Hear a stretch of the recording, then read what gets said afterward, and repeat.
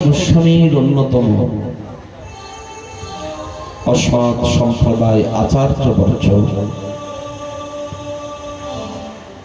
কথা সুখ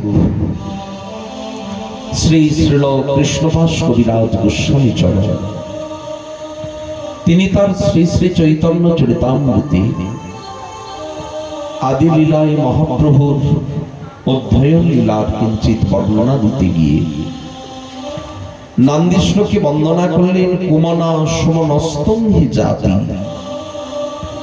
ইয়স্য পদাবয়য় জয় সুমন অর্পণ মাত্রীন তং চৈতন্য প্রভু ভজি।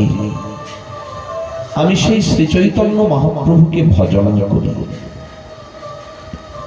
দেখুন, আমাদের সাম্রাজ্যে অপর কাউকে আদেশ করার বিধান নেই।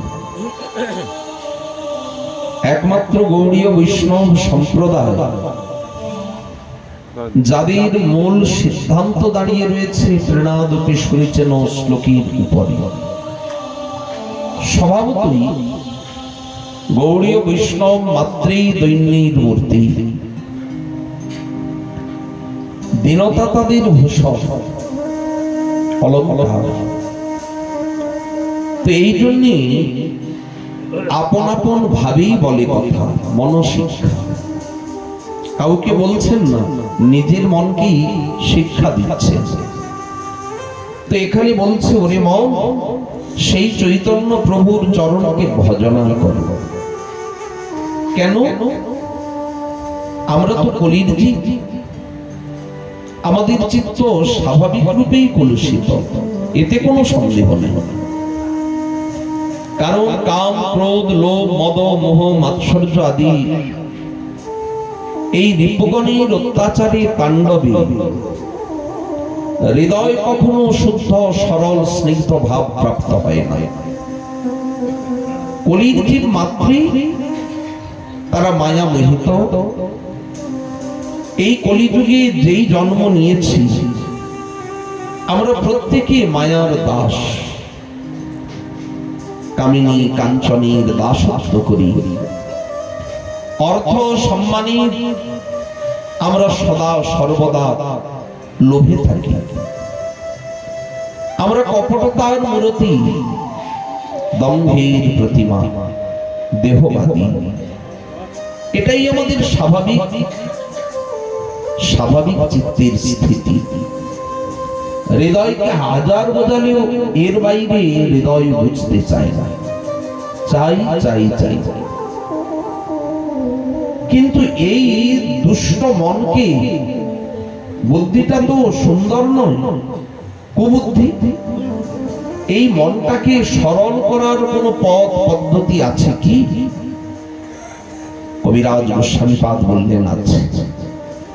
কুমনা সুমনস্তং হি জাতি, সেই অত্যন্ত দুষ্ট কুমনও সুমন হয়ে যায়। যার চরণে সুমন, সুমন শব্দের একটা অর্থ হচ্ছে পুষ্প, ফুল। যদি কেউ তার চরণে একটা কুসুম অঞ্জলি দেয়, সেই ফুলটা যেমন আর প্রাকৃত থাকে না, তার যেমন সার্থকতা। গাছে তো কত ফুল ফোটে, দেখবেন সেই ফুল কখনো যায় দেব আলয়, দেবতার চরণ, আবার সেই ফুলই কখনো যায় রাজা আনন্দ বিলাস এইসবের জন্য। তাহলে দুই ফুল কিন্তু একই গাছে ফুটেছে। কার সার্থকতা? যে গোবিন্দ চরণ পেল। তেমনি এই মন, সেটা যদি একবার গোবিন্দ চরণে সুমন অর্পণ মাত্রে, এই সুন্দর মনটাকে যদি তার চরণে অর্পণ করা যায়, সঙ্গে সঙ্গে তিনি কি করেন? সেই সর্ব অশুদ্ধকে ধৌত করে শুদ্ধিকরণ করে দেয়, শুদ্ধ করে দেয়। হৃদয় হয় তখন পরম পবিত্র। তাই সুমন অর্পণ মাত্রেণ তং চৈতন্য প্রভু ভজি। আমি সেই চৈতন্য মহাপ্রভুকেই ভজনা করি। আমরা গতকাল মহাপ্রভুর বাল্যলীলা প্রসঙ্গ কিঞ্চিত শ্রবণ করে এসেছে। এত চঞ্চল, এত দুরন্ত, অবাধ্য, একরোখা, যেটি বলবে সেটি চাই। আকাশের চাঁদ তো আকাশের চাঁদ। পিতা মাতা মাঝে মাঝেই আলোচনা করে। আচ্ছা দেখো, বিশ্বরূপ তো একেবারে শান্ত, ধীর, স্থির, এত অভিনিবেশ তার অধ্যয়নে। আর ঠিক উল্টো চরিত্র পেয়েছে আমাদের নিমাই, ছোট্ট ছেলেটি। একেবারে বলরাম যেমন গুণের তেমনি হচ্ছে বিশ্বরূপ, আর কৃষ্ণ যেমন গুণের তেমনি হয়েছে আমাদের নিমাই। আচ্ছা, নিমাইকে শান্ত করা উপায় যদি তার ভেতরে ভালো এবং মন্দ জ্ঞানটা প্রবেশ করিয়ে দেওয়া যায়, আর মন্দ কাজ করবে না। এটাই তো পিতামাতার কাজ।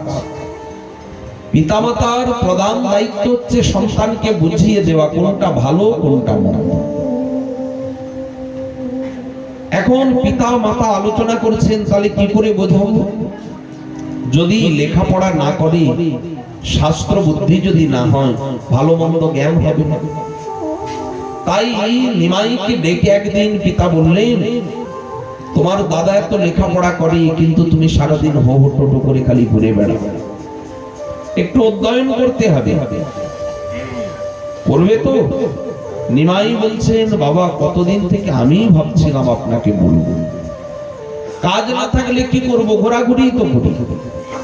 আমারও মনের একান্ত ইচ্ছা যে আমি একটু লেখাপড়া করব। দাদা কত বড় পণ্ডিত হয়ে গিয়েছে, সবাই বলে। আমাকেও বাবা ভালো পণ্ডিতের কাছে ভর্তি করে। পিতা ভাবছে তো মেঘ না চাইতে চল, ভালোই হলো। সন্তানের হাতে ধরে পরের দিন নিয়ে গেলেন সেই গঙ্গাদাস পণ্ডিতের টলি। ইনি যেন সেই পূর্বলীলার শান্তিপনি বলি। তো গিয়েছেন বিদ্যানগরী। নামটি বড় অদ্ভুত না? বিদ্যানগর। মহাপ্রভু যেখানে বিদ্যা অধ্যয়ন করতে গিয়েছিলেন, সেই স্থানটির নাম আজও রয়েছে বিদ্যানগর। নগর মানে গ্রাম নয়, শহর। নগর মানে সবকিছু সুযোগ সুবিধা সেখানে বেশি। এখন এক একটা নগরীর এক একটা মহিমা থাকে। তো এই নগরীর মহিমাটা কি? এখানে বিদ্যা কেনা বেচা হয়, অর্থাৎ এত বিদ্যা, এত বিদ্যার সম্ভার। একই গ্রামে, একই নগরে শত শত শুধু অধ্যাপক, শয়ে শয়ে অধ্যাপক, পড়ুয়ার অন্ত নেই। সেই সময় এই বিদ্যানগর অর্থাৎ নবদ্বীপ, এটি ছিল বাংলার অক্সফোর্ড বলা হতো। পাণ্ডিত্য প্রতিভায় এই নবদ্বীপের তুলনা আশেপাশে কোথাও ছিল না। এক ছিল ওদিকে কাশী, মিথিলা, আর এই বাংলা। বাংলার মধ্যে নবদ্বীপের পাণ্ডিত্য সেকালের দিনে সারা ভারতবর্ষে চর্চা হতো। তো এই জন্য নবদ্বীপে বাইর থেকে বহিরাগত ছাত্র ছাত্রী সব, সেকালের দিনে ছাত্রী বিশেষ ছিল না, ছাত্রের দল সব আসতেন। তো পূর্ববঙ্গ আদি থেকে সব ছাত্র এখানে এসে লেখাপড়া শিখতেন। আর বলতেন, নবদ্বীপে না অধ্যয়ন করলে বিদ্যা কিছু বোঝা যায় না।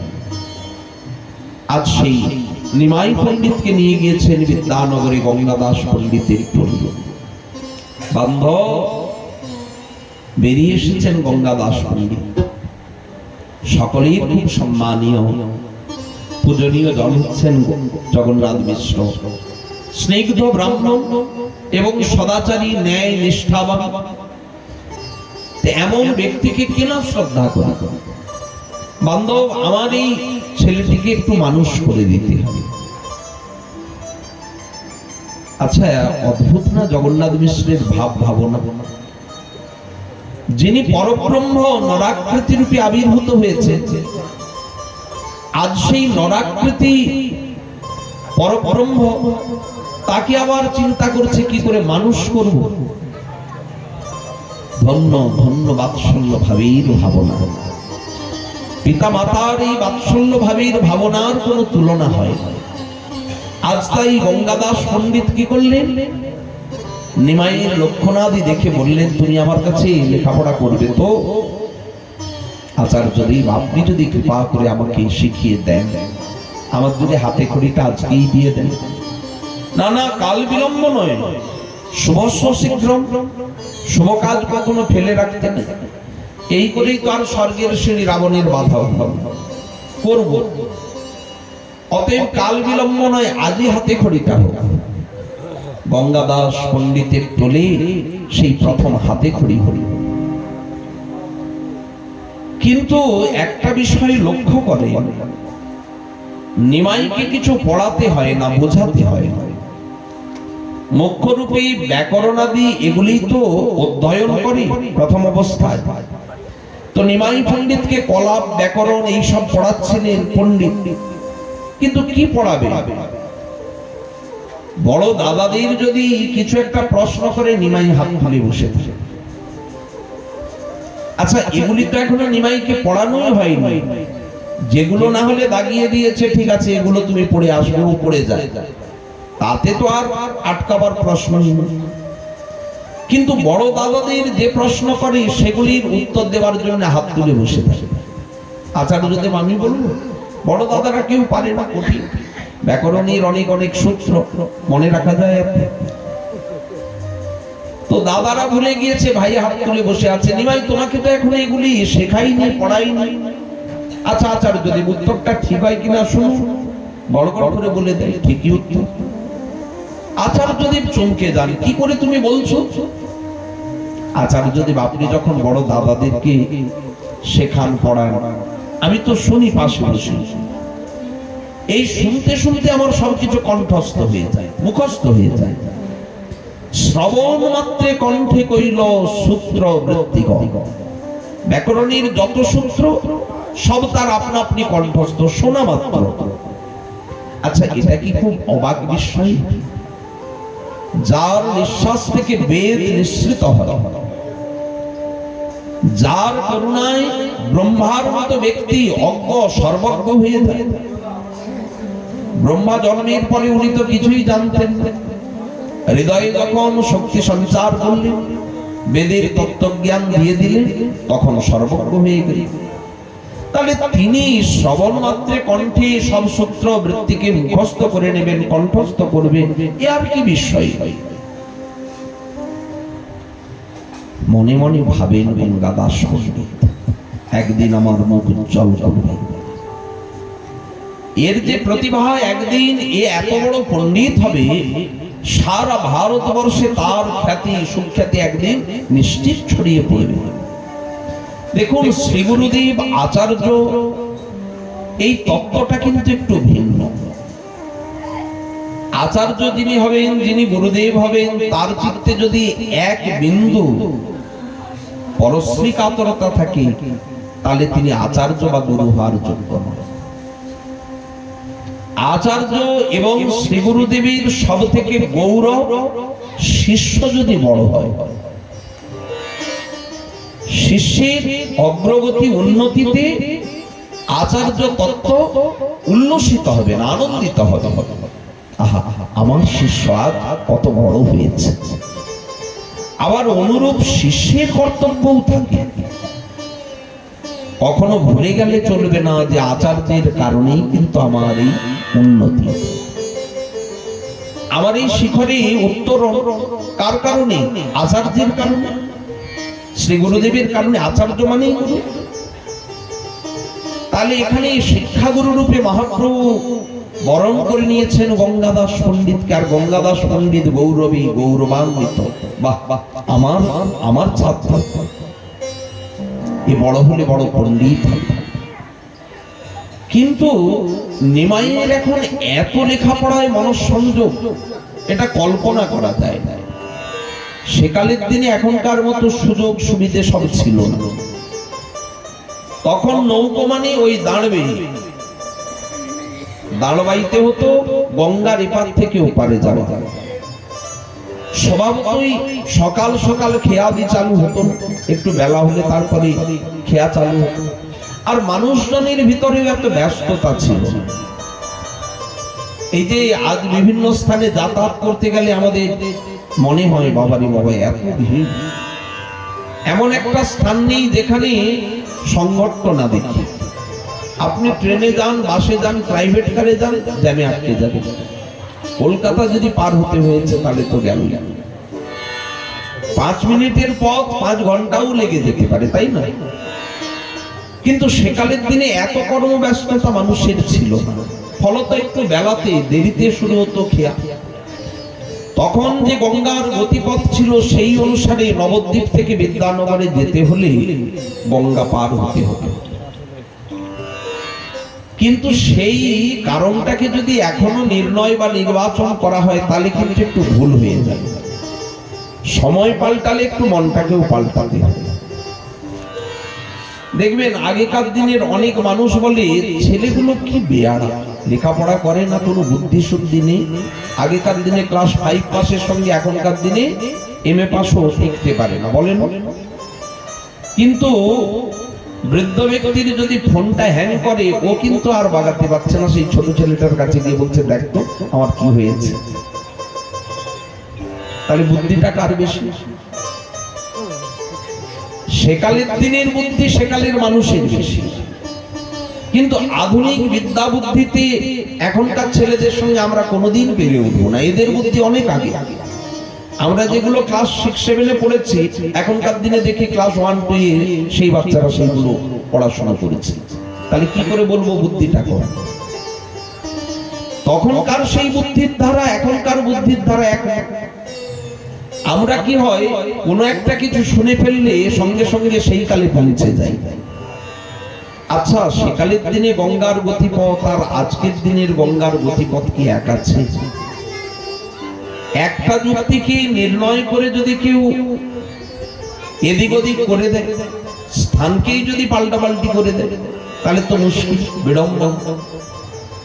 ফলত আজ যদি কাউকে বলা হয় যে নবদ্বীপ থেকে বিদ্যানগরে যেতে গেলে সেকালের দিনে মহাপ্রভুকে গঙ্গা পার হতে হতো, স্বভাবতই মানুষের মনটা চলে যায় তাহলে মহাপ্রভুর জন্মস্থান ওখানে।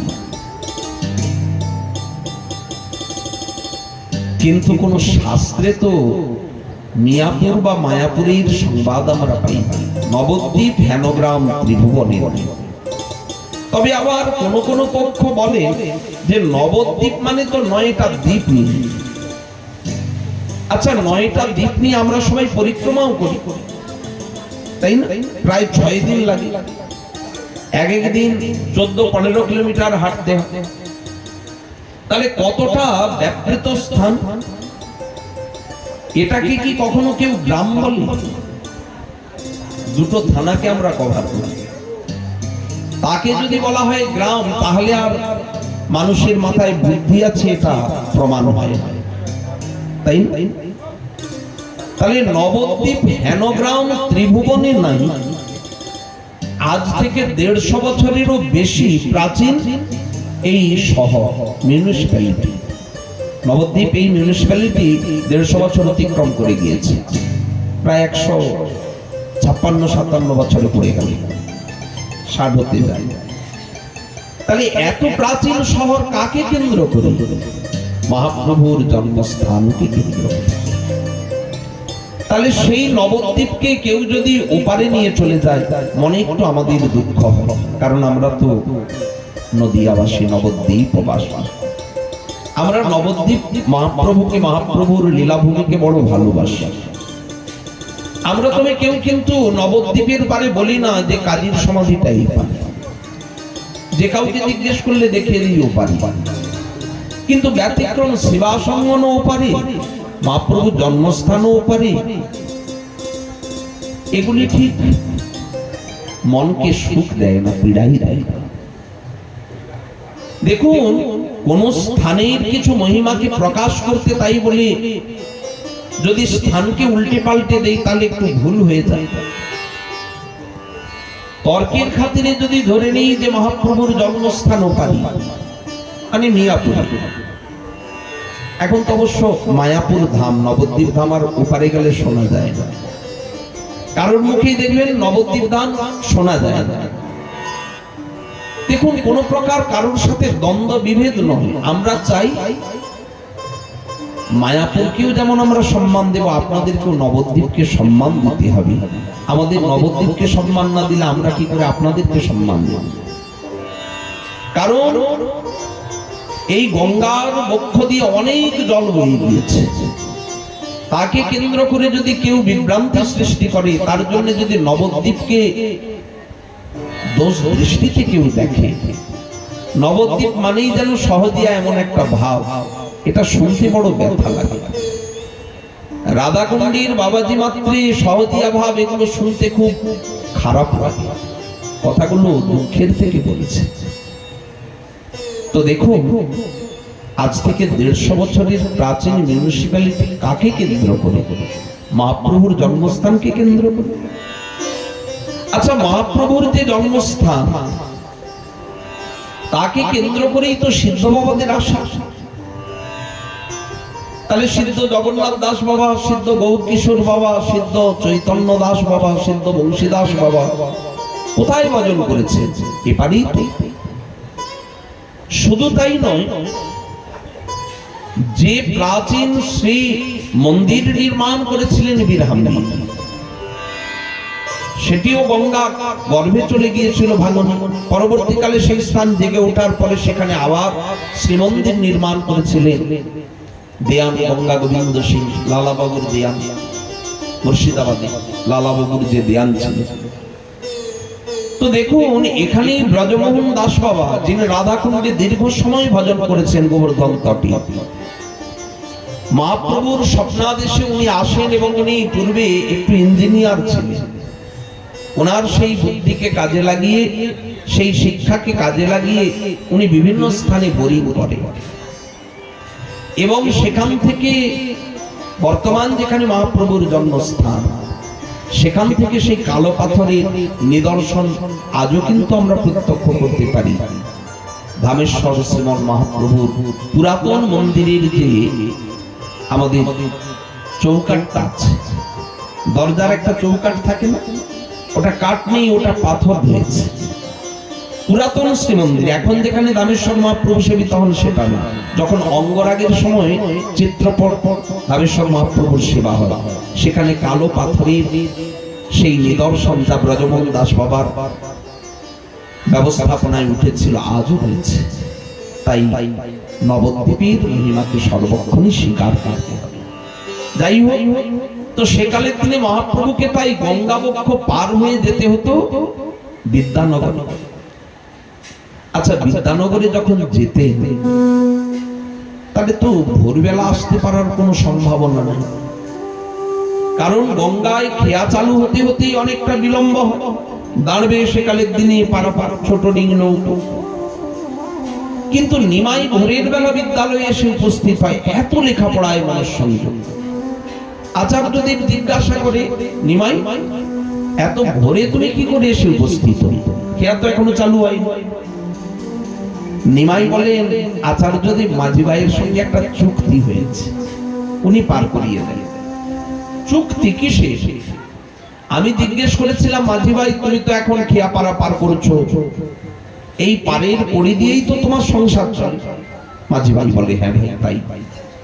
কিন্তু তুমি যখন বুড়ো হয়ে যাবে তখন তো আর দাঁড়াইতে পারবে না, শক্তির প্রয়োজন, তাহলে তোমার তখন সংসার চলবে কি করে?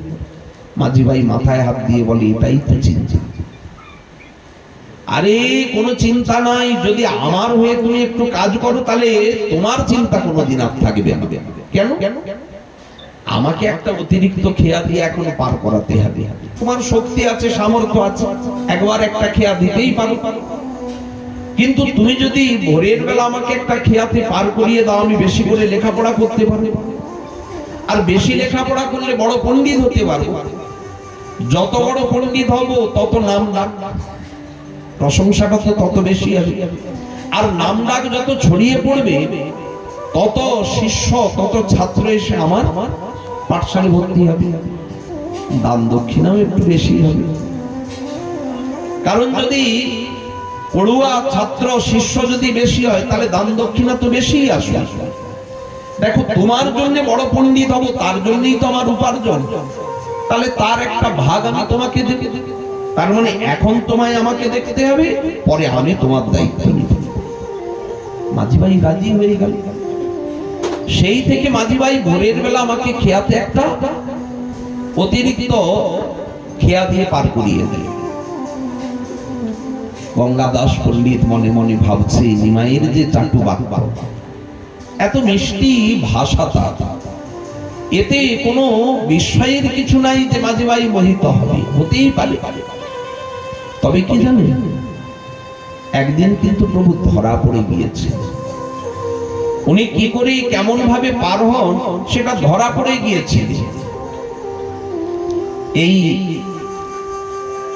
গঙ্গা বক্ষ যখন পার হতে, আসলে কোনো মাঝি ভাই পার করতো না।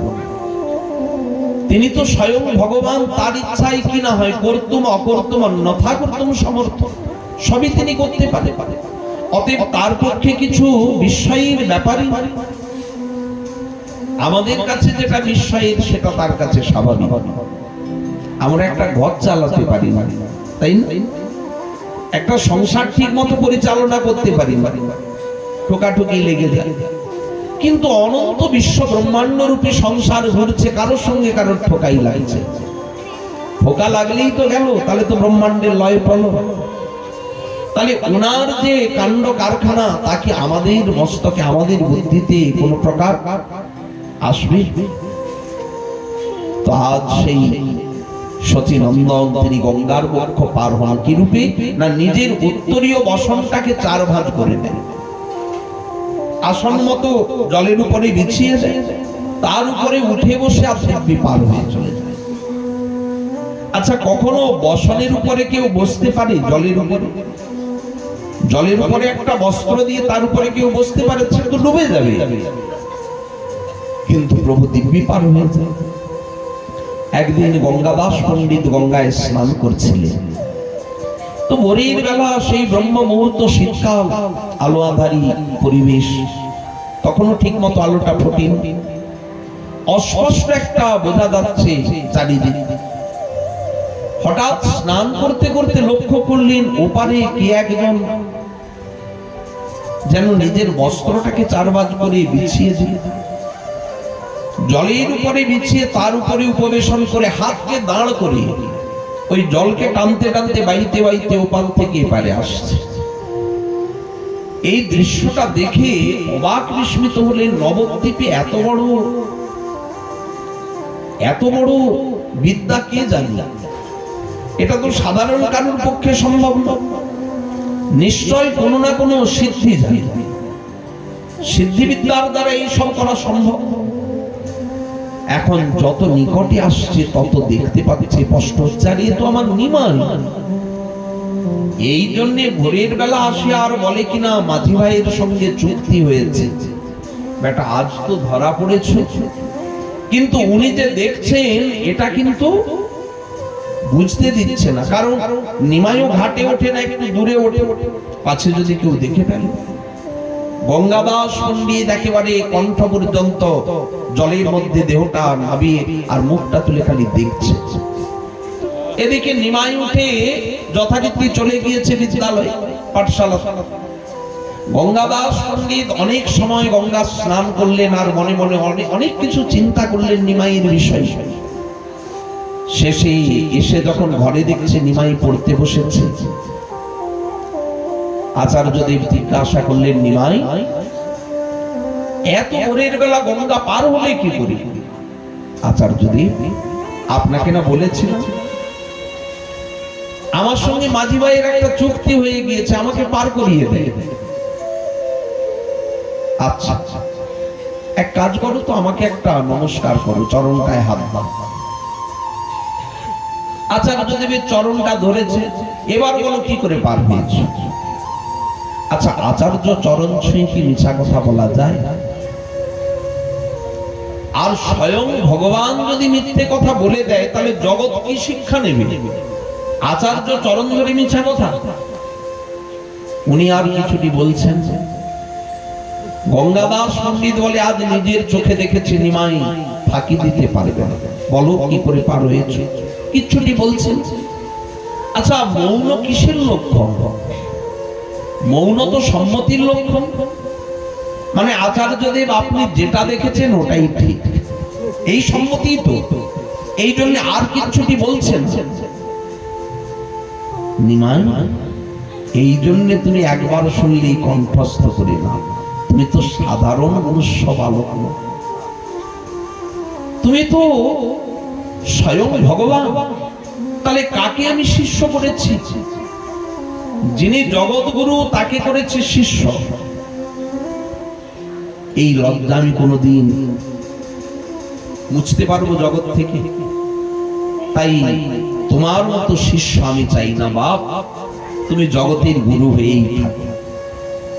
আমার যে শিষ্যত্ব এটা ফিরিয়ে দাও, আমি তোমাকে শিষ্য বলে আর মানব না, ফিরিয়ে দাও। নিমাই বললেন আচার্যদেব আপনার কাছে আমার প্রথম হাতে খড়ি, অতএব আচার্য তো আপনি, আপনি শ্রী গুরুদেব, অতএব গুরু দক্ষিণা চাইতে পারে। আমি যদি অন্যায় করি, আমি যদি অপরাধ করি, তাহলে শিষ্য পদটা ফিরিয়ে নিতে পারে। গুরুদেব বলবে আমি শিষ্য বলে মানি না, কিন্তু আমি তো এমন কোনো আচরণ করিনি যাতে আপনার সম্মান হানি হয়। শাস্ত্র বিরুদ্ধে আমি কোনো আচরণ আপনার কাছে করিনি, আপনি তাহলে কি করে বলছেন শিষ্য পদ ফিরিয়ে দাও? গুরু দক্ষিণা চান, দিতে রাজি, যা চাইবেন তাই তাই। মনে পড়ল হ্যাঁ, কৃষ্ণচন্দ্রও দিয়েছিল বটে। সন্দীপনী মুনির মৃত পুত্রকে যম সদন থেকে নিয়ে এসে গুরু দক্ষিণা দিয়েছিল গুরুদেবকে। তাহলে আমি কি চাইবো? গুরু দক্ষিণা। আচ্ছা নিমাই, আমার সেই দেওয়া কলমটা ফিরিয়ে, যে কলম দিয়ে তোমার প্রথম হাতে খড়ি আমি করিয়েছিলাম, কলমটা ফিরিয়ে দাও। তুমি যা খুশি তাই ভাবো, আমি মনে মনে জানবো আমি তো তাকে শিষ্য করেছিলাম ঠিকই, পরে আমি আমার মতো করে শিষ্যপদ ফিরিয়ে নিয়েছি। আচ্ছা আচার্যদেব, দক্ষিণা যখন চেয়েছেন এই কলম আমি দেব, তবে আপনার হাতে নয়। এই কলম আমি প্রমাণ রূপে বিদ্যানগরে আমার বিদ্যালয়ের সম্মুখে আমি রোপণ করে সাক্ষী রেখে যাব। আজও আছে, আজও বিদ্যানগরে যারা গিয়েছেন তারা নিশ্চয়ই দর্শন করেছেন সেই কলম লেখক। মহাপ্রভু কলমটা যেই ভূমিতে পুঁতে দিলেন, রোপণ করে দিলেন, সঙ্গে সঙ্গে তার থেকে কোমল পত্র আপনা আপনি প্রকাশ এবং বৃক্ষরূপ আজও কিন্তু সেই সাক্ষী দেয় মহাপ্রভু এখানে বিদ্যা উদ্ধারণে এসেছে। ধন্য বিদ্যানগর, যেখানে গেলে সর্ব অবিদ্যা বিদূরিত হয়ে যায়। তার মানে বিদ্যানগরে গেলেই কি বুদ্ধিটা খুলে যায়? বলে হ্যাঁ, মহাপ্রভুর সাক্ষী দেখলে, এই যে বিদ্যা উদ্ধারণের সাক্ষীটা দেখলে মহাপ্রভু যে পরতত্ত্ব, এই পরাবিদ্যাটা জীবের হৃদয়ে অবশ্য জাগবে। দেখুন আমরা তো সন্দিগ্ধ চিত্ত, আমাদের মন এত সহজে কিছু মানতে বিশ্বাস করতে চায় না। ভগবানকেও শতবার প্রশ্ন করি, উনি ভগবান প্রমাণ কি?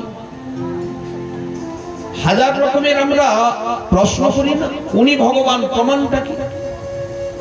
দেখুন ভগবানের কাণ্ড কারখানা, কাজকর্ম সব নিয়ে আমাদের কত সন্দেহ। আমরা বলি কি ঠাকুর এটা ঠিক করে, ভগবান যা করেছে সবকিছু কি ঠিকঠাক আছে বলুন তো? সবকিছু ঠিক থাকে কি? আমরা ভগবানের কাজকর্মে খুব একটা খুশি হই সবাই, কিন্তু সবসময় বলা যাবে না। হয় কি, একজন পথিক, গরমের দিন, বৈশাখ মাসটা শেষ হয়ে গিয়েছে, জ্যৈষ্ঠ মাস, ওরে বাবা রোদের সেই তাপ।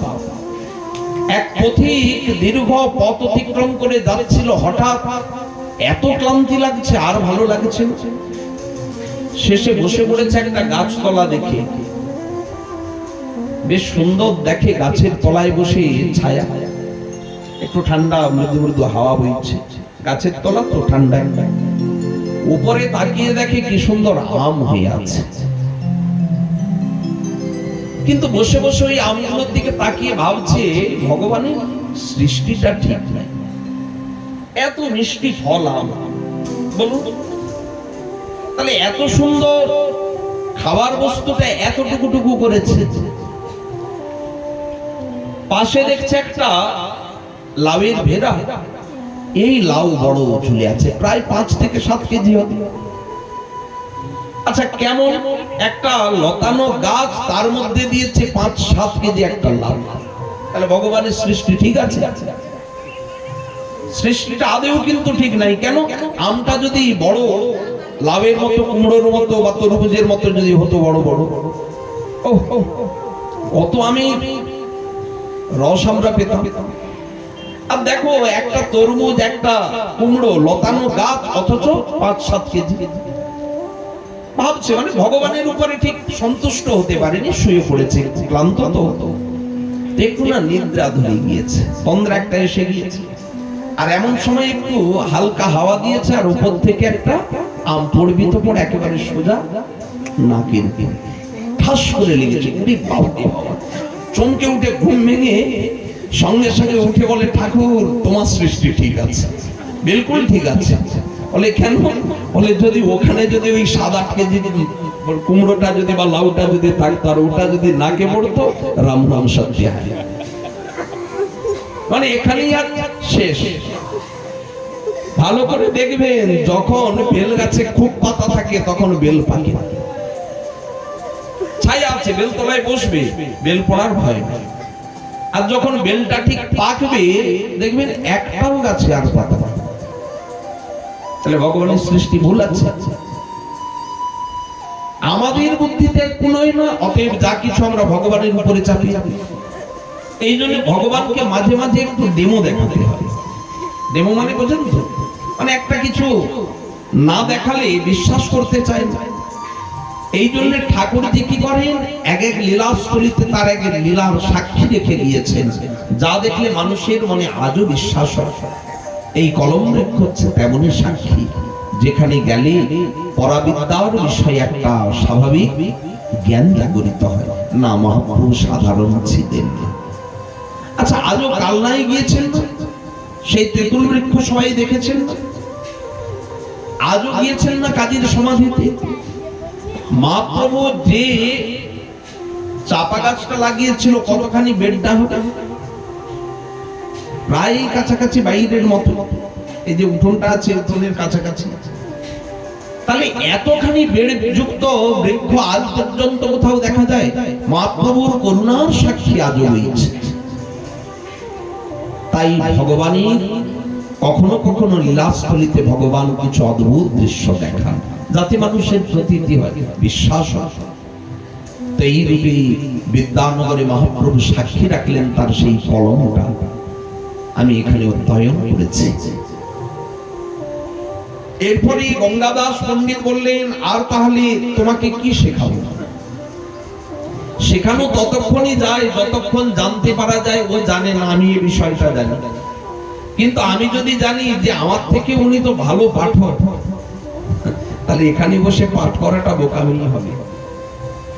জেনে যদি যাই, উনি বলেননি আমি ওনাকে চিনি না, আলাদা কথা, কিন্তু জেনে গিয়েছি। আমার জীবনের একটা ঘটনা বলি। আজ থেকে প্রায় 15-16 বছর আগের কথা। মহাপ্রভুর জন্মস্থানে একটু বিকেল বেলা হরি কথার আসর হয়। এই দাস ওখানে একটু সেবা করতে, বুঝতে পারছেন 15 বছর আগে, মানে তখন ঠিক মতো গোপদাড়িটাও ফুটছে কিনা সন্দেহ, বাচ্চা অল্প বয়স। তো পাঠ করছি, হেন কালে আমাদের জন্মস্থানের গেট দিয়ে প্রবেশ করছেন রাধাকুণ্ডের মহন্ত মহারাজ, সঙ্গে বৈষ্ণবপদ বাবা আছেন, সর্বকৃষ্ণ দাস বাবা মানে সুমন দাদাকে বলি, তোমাল দাদাজি আছেন, এরকম অনেক বাবার সেবকরা সব রয়েছেন। তো পাঠ করতে করতে যেই ওনাকে দেখেছি না, সঙ্গে সঙ্গে আমার সবকিছু হাওয়া হাওয়া, মানে যেমন হঠাৎ করে সাইকেলের চাকাটা যদি বাস্ট করে যায়, হাওয়াটা যেমন সব বেরিয়ে যায়, একই দশা আমার যেন সব বুদ্ধি, সব বিদ্যা সব যেন কোথায় পালিয়ে গিয়েছে, আর মুখ দিয়ে কিছু শুনছে। তো সঙ্গে সঙ্গে কি করব, যতই হোক একটা শাসনে বসে আছি, হঠাৎ করে তো আর কথা বন্ধ করে দিয়ে চুপ করে বসে থাকা যায় না।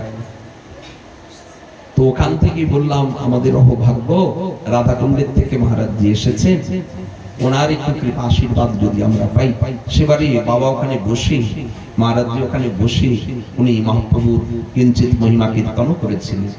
তো বলবার তাৎপর্যই, যদি জেনে যায় কেউ যে আমার থেকে ইনি বেশি জানেন, তার কাছে কিন্তু আর পাণ্ডিত্য প্রকাশ করতে নাই, করা যায়ও না। জানা অবস্থায় অনেক কিছু করা হয়ে যায়। আমি চিনি না, আমি পাঠ করছি, মহারাজ দিকে যদি না চিনতাম তাহলে যেমন পাঠ চলছিল তেমনই চলত। তো বলবার তাৎপর্য, মহাপ্রভুর ভগবত্তা যতদিন না জ্ঞান ছিল ততদিন লেখাপড়া করিয়েছে, ব্যাকরণ শিখিয়েছে। কিন্তু যেদিন এই লীলাটি দেখলেন, তারপরে নিমাইকে বললেন, তোমাকে আর তাহলে পড়াবো কি? এক কাজ করো, তুমি এবার বিদ্যা দান করো, অধ্যয়ন এতদিন করেছো, এবার অধ্যাপনা করো। সেই থেকে নিমাই পণ্ডিত হয়ে গেলেন। সঞ্জয় মুকুন্দের গৃহে একটা নাট মন্দির ছিল, সেই নাট মন্দিরেই প্রথম তিনি বিদ্যা শিক্ষার পাঠশালা করলেন। আর প্রথম ছাত্র হচ্ছে এই মুকুন্দ, সঞ্জয় মুকুন্দ, মানে বাবা এবং ছেলে। সঞ্জয় মুকুন্দ বলতে পিতা এবং পুত্রকে একসঙ্গে বলা হয় সঞ্জয় মুকুন্দ। তো এই গৃহে মহাপ্রভুর টোল খোলা হলো, কিন্তু অল্প দিনের ভিতরে শয়ে শয়ে সব ছাত্র এসে মহাপ্রভুর টোলে যোগ দিতে লাগলো। আর একটা নবদ্বীপে ঘোষণাই হয়ে গেল যে নিমাই পণ্ডিতের কাছে অধ্যয়ন না করলে কেউ বিদ্যা বিষয়ে রসই খুঁজে পাবে। একটা জিনিস লক্ষ্য করবেন, কোন কোন ছাত্রের অঙ্ক খুব ভালো লাগে, তাকে যদি পড়ার কথা বলা হয় সঙ্গে সঙ্গে প্রথমে অঙ্কের বইটা খুলে ফেলে, খাতা পেন নিয়ে অঙ্ক বুঝতে বসে গেছে। আবার কেউ কেউ আছে, ওকে বলা মাত্র লেখাপড়া করতে, ও সঙ্গে সঙ্গে ভূগোলটা নিয়ে বসে যাবে। আচ্ছা, তোমার ভালো সব থেকে কোন বিষয়টা লাগে? বলে আমার ভূগোল ভালো লাগে, পৃথিবীর কোথায় কি আছে আমি ছোটস্থ সব বলে দেব। আচ্ছা, মায়ের পেট থেকে তো কেউ নির্দিষ্ট করে আসে না যে আমি অঙ্কে ভালো, আমি ভূগোলে ভালো। তাহলে কারো কোন বিষয়টা ভালো লাগে, কি কারণ? এই কারণটি হচ্ছে আর কিছু না, যার কাছে লেখাপড়া শিখতে যায় দেখবেন প্রভাবটা সেখান থেকেই হয়। শিক্ষক মহাশয় যদি খুব ভালো অঙ্ক বুঝিয়ে দেয়, ও তো বুঝতে পেরে যাচ্ছে অঙ্ক, তখন আর লেখাপড়াটা ওর কাছে কঠিন বলে মনে হবে না। পড়তে বললেই সঙ্গে সঙ্গে ও অঙ্কটা করবে। কেন? ওটা তো আমাকে আর বোঝাতে হবে না, ও তো বুঝেই গিয়েছে। আবার যে ভূগোল বিষয়ে খুব দক্ষ শিক্ষক, সে ছাত্রকে এমন ভাবে বিষয়টা বুঝিয়ে দেয়, ওর কাছে আর ভূগোলটা গোল বলে মনে হয় না, একেবারে সহজ সরল, গোল আর লাগছে না, সোজা। আমরা বলি না, না বিষয়টা তো খুব সোজা। তো এই প্রকার শিক্ষকের উপরে নির্ভর করেই কিন্তু ছাত্রের বিশেষ নির্ভরতা। যদ্যপি বুদ্ধির বা মেধার একটা কার্যকারিতা আছে, কিন্তু শিক্ষকের শিক্ষকতা এটা অনেক বড় দামি বিষয়। যদি ভালো শিক্ষক না হয় তাহলে কোনোদিন ভালো ছাত্র উচ্চ স্তরে যেতে পারে না। তো নিমাই পণ্ডিত এমন ভাবে ব্যাকরণাদি সব বুঝিয়ে দেয়, মনে হয় যেন গল্পের ছলে বুঝিয়ে দিল, লেখাপড়াই করতে হলো না। কিন্তু বড় বড় পণ্ডিত এই ছাত্রের সঙ্গে পারে না, আর নিমাই পণ্ডিতের সঙ্গে কে তর্ক করবে?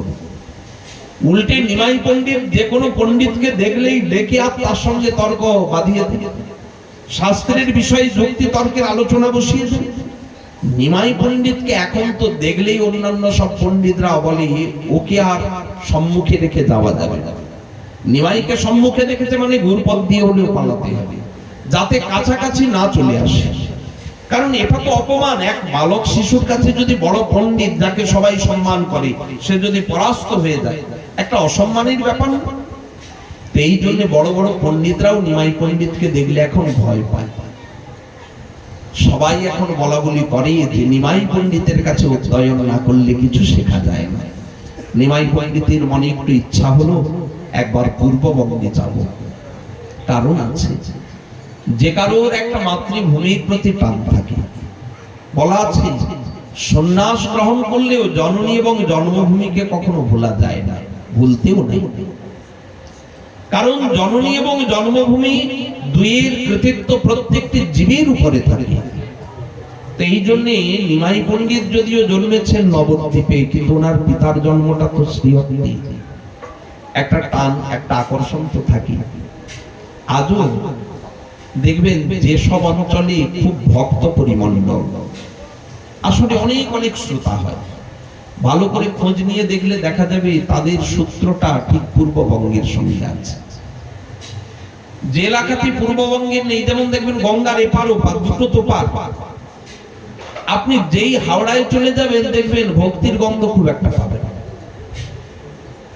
অথচ কলকাতা লাগোয়া যে কোনো এলাকা দিয়ে আপনি যান, মালা দেখতে পাবেন, তিলক দেখতে পাবেন, ওদিকে সিঁদুরের টিক্কা দেবে। ওপারটায় চলে গেলে কেন বলুন তো?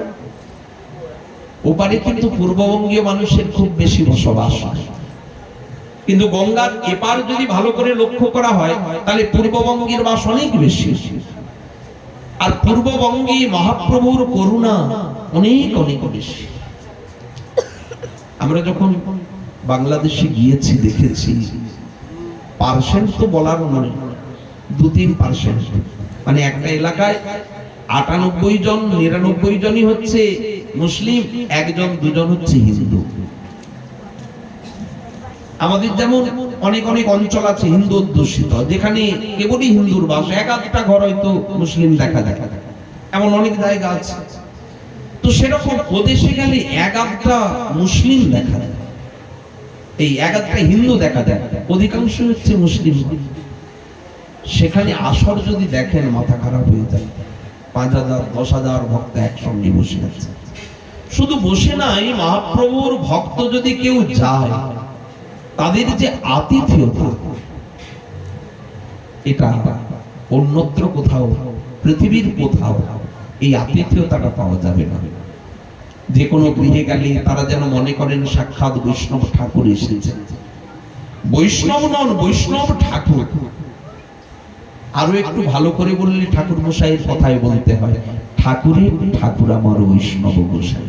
ঠাকুরও নয়, ঠাকুরেরও ঠাকুর। এবং সেইভাবেই তারা আদর আপ্যায়ন আদি সবকিছু করে। তো এই রূপে নিমাই পণ্ডিত যখন সেই পূর্ববঙ্গে গেলেন, খুব প্রেম দিলেন। আর যত পূর্ববঙ্গে ছাত্র শিষ্য এক এক করে সবাই এসে নিমাই পণ্ডিতের টোলে ভর্তি হলেন। নিমাই পণ্ডিতের কাছে এসে সবাই গুরু রূপে, আচার্য রূপে তাকে বরণ করে নিলেন। নিমাই পণ্ডিতের জয়ধ্বনি সারা পূর্ববঙ্গে ঘোষণা হয়ে গেল।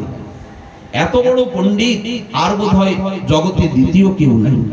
একটা ঘোষণা অঘোষিত, মানে স্বাক্ষর করা না হলেও একটা ঘোষণাই ছিল যে নিমাই পণ্ডিতের মতো এত বড় পণ্ডিত ত্রিভুবনে নাই, সাক্ষাৎ দিগ্বিজয়ী উনি।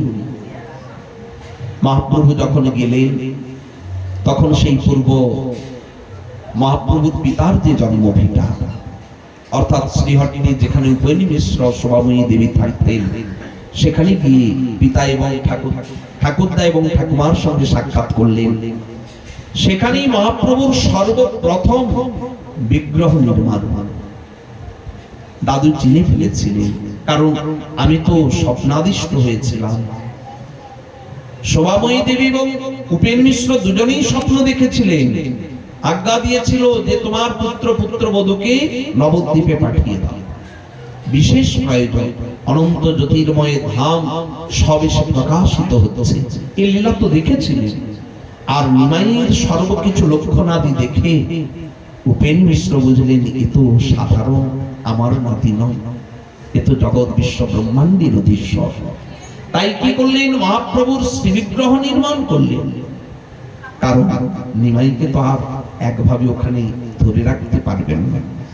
প্রত্যেকটি ঠাকুরদা এবং ঠাকুমার অন্তরে কিন্তু এক বিশেষ বাৎসল্য ভাব থাকে। দেখবেন সন্তানের থেকেও সন্তানের সন্তান মানে নাতির উপরে টানটা কিন্তু শতগুণ বেড়ে যায়। সন্তানের উপরে যে টান থাকে নাতির উপরে তার থেকে শতগুণ টান বেড়ে যায়, এটাই নিয়ম জগতে। তাহলে নিমাইকে পাওয়ার পরে তাকে ছেড়ে দিতে হবে। নিমাই তুমি স্বয়ং যেতে পারো, কিন্তু বিগ্রহ রূপে তো আমার ঘরেই থাকবে। মহাপ্রভুর সর্বপ্রথম শ্রী বিগ্রহ আজও রয়েছে কোথায় জানেন? এখন অবশ্য শ্রীহট্টে আর নাই। বিভিন্ন সময়ে রাজনৈতিক অস্থিরতা, ধর্মীয় সমীকরণ, দাঙ্গাদির কারণে এই বিগ্রহকে পরবর্তীকালে নিয়ে চলে আসতে হয় আসাম। আসামে এখনো রয়েছেন এই বিগ্রহ শিলচরে, এখনো ওখানে গোস্বামী প্রভু সন্তানরা রয়েছে, তারাই এই জগন্নাথ রূপী মহাপ্রভুর সেবা করেন। অদ্ভুত বিগ্রহ, নয়নগুলি একেবারে জগন্নাথের মতো। মহাপ্রভুর যে নয়ন ঠিক যেন জগন্নাথের স্বরূপ দিয়ে আঁকা। আসলে যা স্বপ্নে দেখেছিলেন এবং সাক্ষাতে যা দেখেছিলেন সেই মতো করেই তিনি বিগ্রহ নির্মাণ করেছিলেন। তো যাই হোক, মহাপ্রভু এরপর পূর্ববঙ্গের থেকে এলেন। নিয়ম আছে একটা, কেউ যদি বাইরে থেকে কোনো একটা ডিগ্রি নিয়ে আসে, তার প্রচার প্রসারটা আরো বেড়ে যায় না? তো নিমাই পণ্ডিত যখন পূর্ববঙ্গে গেলেন, এত এত পণ্ডিতের প্রশংসা কুড়িয়েছেন, এখন তো নিমাই পণ্ডিতের মহিমাটা আরো বেড়ে গিয়েছে।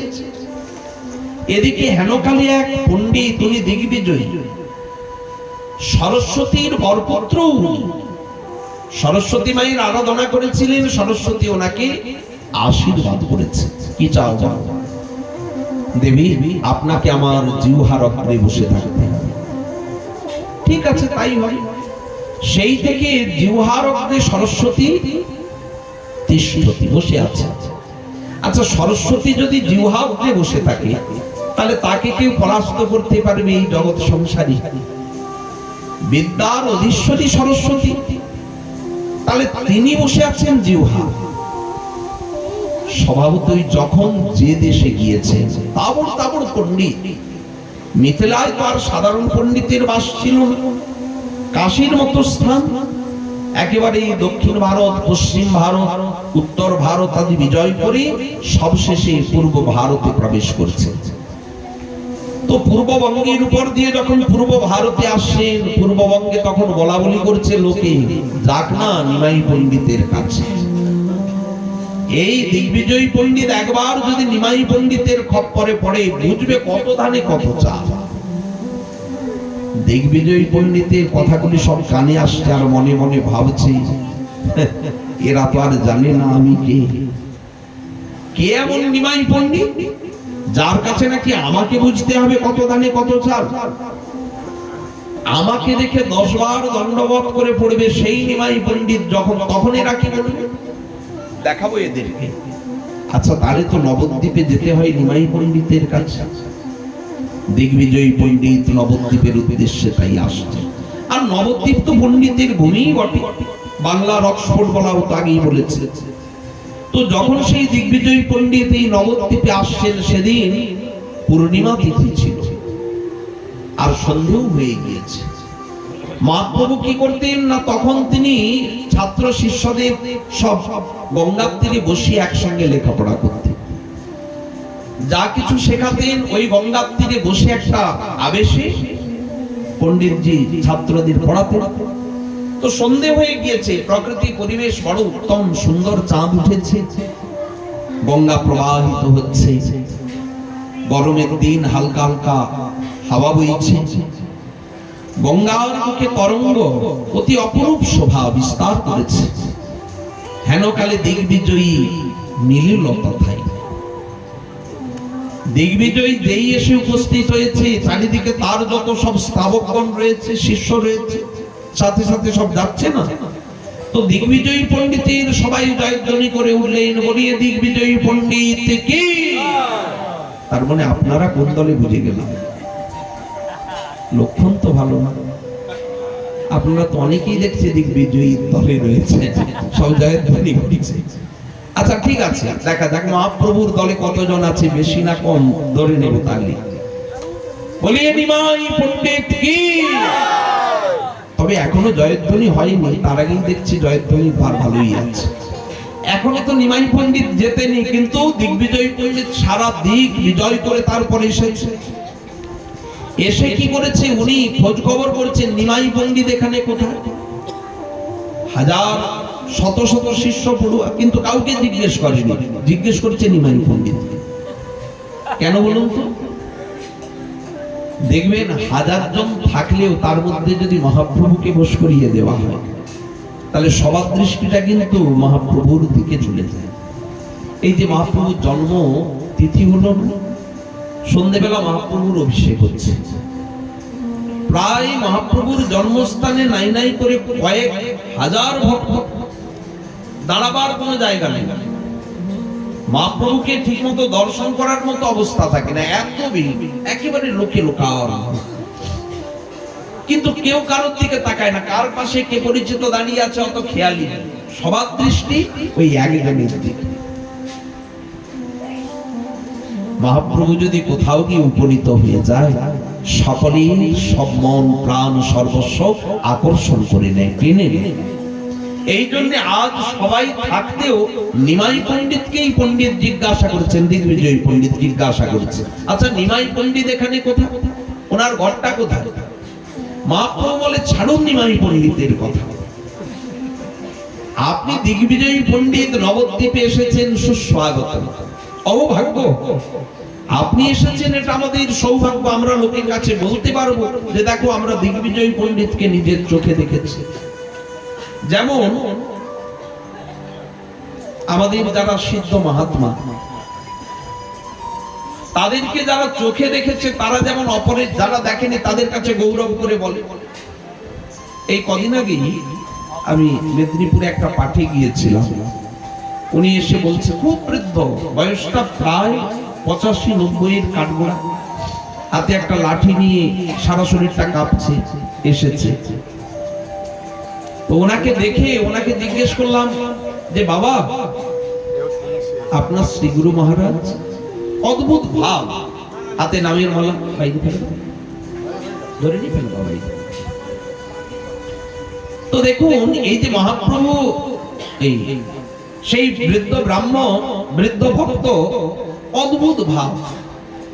আমার কাছে যখন এসে দাঁড়িয়েছে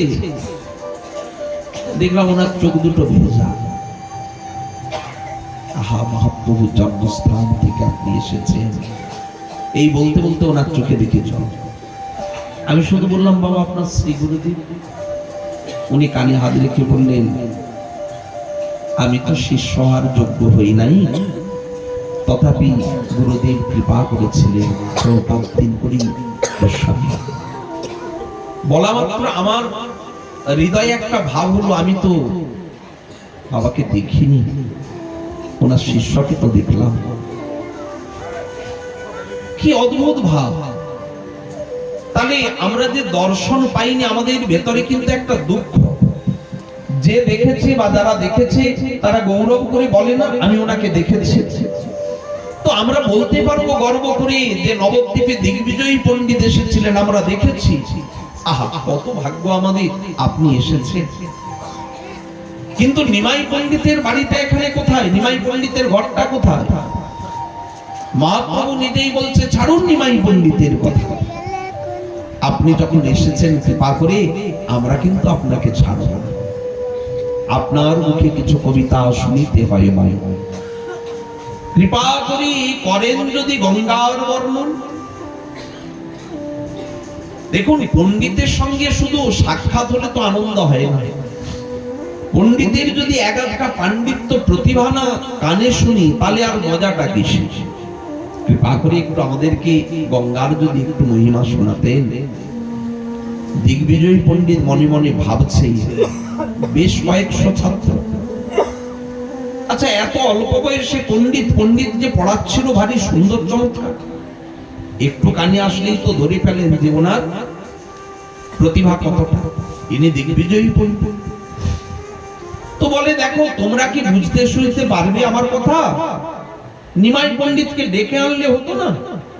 ওনার তো মনটা লেগে আছে সেই নিমাই পণ্ডিতে, কারণ এত দূর পথ আস্তে আস্তে নানান জনের মুখে শুনেছে, যাক না নিমাই পণ্ডিতের কাছে। একবার যদি নিমাই পণ্ডিতের খপ্পরে পড়ে, তখন বুঝবে কত দানে কত চাল। এই কথাটা শুনতে শুনতে কানটা পেকে গিয়েছে, তাই নিমাই পণ্ডিতের এত খোঁজ। এখন নিমাই পণ্ডিত নিজেই বলছে, ছাড়ুন নিমাই পণ্ডিতের কথা, আপনি কৃপা করে আমাদেরকে একটু গঙ্গার বর্ণনা করুন, বন্দনা করে শোনা। দিগ্বিজয়ী পণ্ডিত ভাবলেন, এদেরকে যদি প্রতিভা দেখিয়ে সব শিষ্য বানিয়ে নিতে পারে, কারণ আমি যখন প্রতিভা প্রকাশ করব, আমার প্রতিভা দেখে ওরা মনে মনে কি ভাববে, আমাদের তো এগুলি নেই, আহা ওনার থেকে যদি একটু আমরা পেতে পারি। তাহলে কি হবে, নিমাই পণ্ডিতের সঙ্গে তর্ক করার আগে, কারণ নিমাই পণ্ডিতের এখানে একটা প্রভাব আছে, এত দূর থেকে তার নাম শুনে আসে, আরো তো হাজার হাজার লাখ লাখ শিষ্য আছে, তাহলে আমার দলটা তো একেবারে হালকা হয়ে যাবে। এদেরকে যদি প্রতিবাদে গিয়ে শিষ্য বানাতে পারি, তাহলে এই জয়ধ্বনিটা আমার হয়েই করবে, যেমন আপনারা করছিলেন। বলি দিগ্বিজয়ী পণ্ডিত কি, আরে ভয় কিসে, দিন জয়ধ্বনি করুন, ভয় পাওয়ার কিছু নেই। তো এখন সেই দিগ্বিজয়ী পণ্ডিত গর্বে সঙ্গে সঙ্গে বর্ণনা শুরু করলেন। উনি তখন শুরু করেছেন, তোমার কবিত্ব কিছু শুনিতে হয় মন, কৃপা করি কর যদি গঙ্গার বর্ণ, শুনিয়া ব্রাহ্মণ গর্বে বর্ণিতে লাগিলা, ঘটি এক শত শ্লোক গঙ্গার বর্ণিলা। ঘটি একে মানে 1 ঘন্টায় 100 খানা শ্লোক তিনি উচ্চারণ করলেন, কিন্তু একটাও কোন শাস্ত্র থেকে চয়ন করে নয়, স্বরচিত, সব নিজেই ওখানে তৈরি করে আর গড়গড় করে সব বলছেন। ইয়া নিশ্চয়ই সরস্বতী যার জিহ্বা হবে। মহাপ্রভু শুনিয়া করিলা প্রভু বহুত সৎকার, তোমার সম কবি ত্রিভুবনে নাই না, এই ত্রিভুবনে আপনার মতো কবি আর না। কিন্তু কি আপনি যে বর্ণনা করলেন, ওগুলি তো আমাদের কানে আর ঢোকেনি, সব মাথার উপর দিয়ে চলে গিয়েছে। এমন ভাবে আপনি বর্ণনা করেছেন, আমরা তো কিছু বুঝতেই পারিনি। দেখুন, শুনেছি এইটুকু, কিন্তু কৃপা করে আপনি যদি একটা শ্লোকের ব্যাখ্যা করে ব্যাখ্যা মতন যদি শোনান, আমরা তাহলে অন্তত একটু বুঝতে পারতাম। দিগ্বিজয়ী পণ্ডিত মনে মনে ভাবছে, নবদ্বীপের লোক তো ভারী চালাক, চতুর কম। আচ্ছা, আমাকে দিয়ে খাটালো 1 ঘন্টা, এখন বলে বুঝতে পারি না। 1 ঘন্টা বলার পরে বলে কিছুই বুঝতে পারিনি, এবার বুঝিয়ে দিয়ে। আচ্ছা, তোমরা যদি চতুর হও তো আমি কি বোকা নাকি? আমিও তো দিগ্বিজয়ী পণ্ডিত। আচ্ছা, কোন শ্লোকের অর্থটা শুনতে চাও? দিগ্বিজয়ী পণ্ডিত বিলক্ষণ জানেন, আমি তো ঝড়ের গতিতে শ্লোকগুলি পড়েছি, আর সবই তো আমার নিজের রচনা করা, তাহলে ওদের কারণ কণ্ঠস্থ হওয়ার কথা না। আমি যেই জিজ্ঞেস করবো যে কোন শ্লোকের অর্থ শুনতে চাও, ওরা বলতে পারবে না। ওদেরকে পড়কে ধরবো, তোরা কি শুনবি, তোরা কি বুঝবি, একটা শ্লোক মুখস্থ করতে পারিস না, যা নিমাই পণ্ডিতকে ডেকে আন, সে যদি 1-2টা কথা কিছু বলছে, ওদের সাথে কথা আবার যা বলবে কি। তাই বলছে, তবে দিগ্বিজয়ী ব্যাখ্যার শ্লোক ছিল, কিন্তু 100 শ্লোক মধ্যে প্রভু 1 শ্লোক পাঠ হইল। আপনি যে বললেন, মহত্যং গঙ্গায়া